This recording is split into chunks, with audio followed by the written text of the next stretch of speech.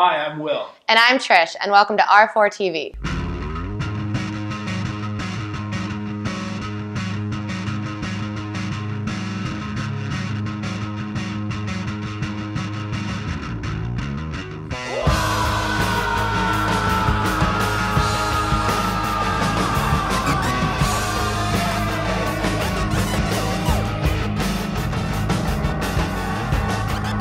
Today we are bringing you the first video in a series that will cover issues faced by both landlords and residents of apartment buildings on a daily basis. Today's question comes to us from a resident who writes, I'm thinking about getting a dog, but I want to make sure it is a good choice for all involved. My landlord, my neighbors, my pet, and myself. Do you have any ideas on what I should look for in a dog that will primarily live in my apartment? That's a really great question. With more people than ever living in apartments, and with people staying in apartments longer due to housing affordability, animal ownership is a huge topic of conversation these days. But where do we start? That's another good question, Trish. And what we've found is that there's not a whole lot of information out there that looks at the needs of pets, their owners, neighbors, and property owners. Luckily, the Pasadena Humane Society was able to help us out. They know more about animals' needs, from adoption to ongoing care, and to what to do if things don't go as planned. Great! Let's start with the Humane Society. The Pasadena Humane Society and SPCA was kind enough to grant us access and conduct a question and answer session on the topic. Hi, Will Stiefel. Elizabeth Richard Campo. Welcome to the Pasadena Humane Society.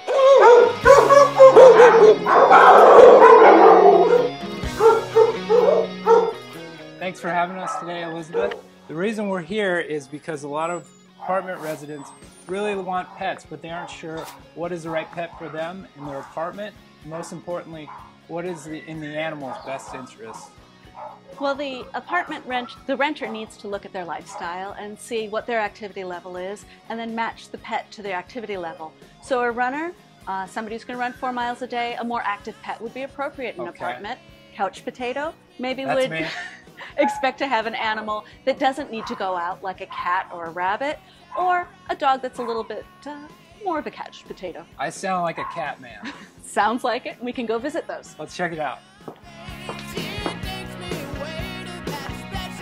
So, if an apartment doesn't allow a dog or a large animal, some alternatives might be a smaller pet. And a couple of smaller pets that are very happy in apartments are cats and rabbits. Your Humane Society will have both. Pasadena Humane Society has both.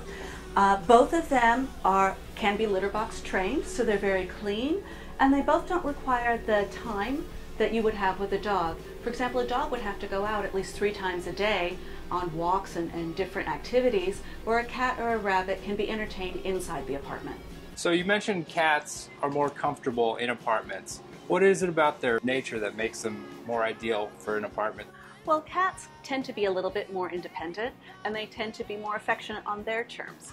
So the independence in both the taking care of themselves and their independent nature in playing with their owner is a little bit different than a dog. So their needs are a little bit less. If you are away for a while from your apartment, we do recommend 2 cats, and they'll keep each other entertained, and then when you come home, they're ready for pets and time on your lap. Great.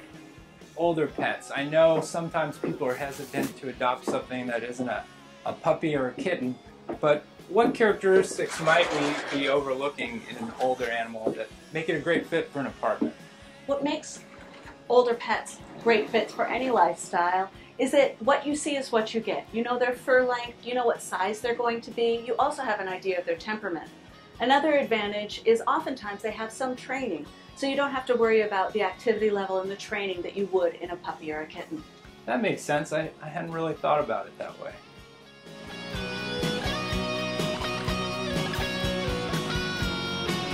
So now there's dog and cat people in this world. I personally like both.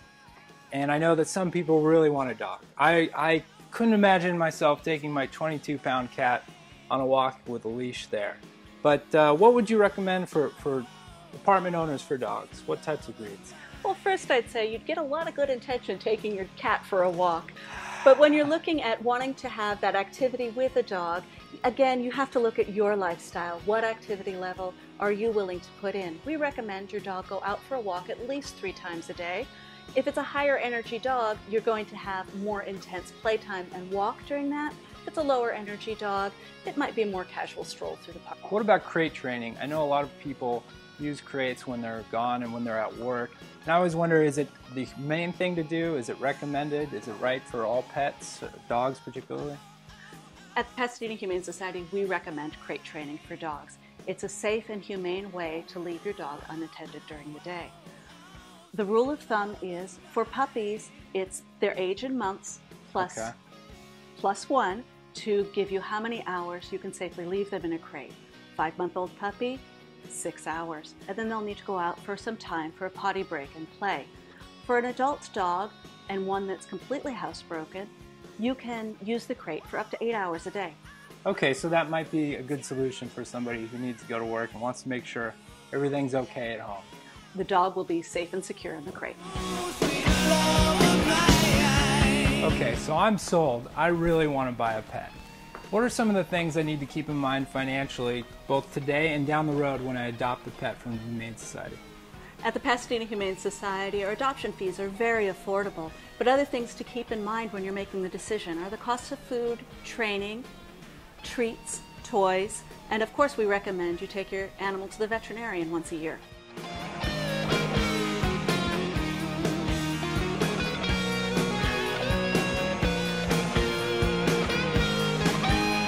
We're here with Tex, a nice friendly pit bull.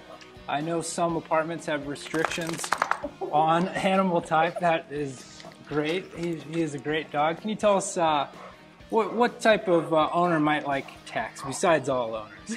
Well, Tex is an awesome dog, but he's going to require a little bit more attention and a little bit more playtime outside. So this is the kind of dog for your active owner. And some apartments do have limitations as to breed. Oftentimes, the other limitation you'll oftentimes see is a size restriction. So Tex is kind of a bigger boy and full of energy and slobber. Great. Good to meet you, Tex.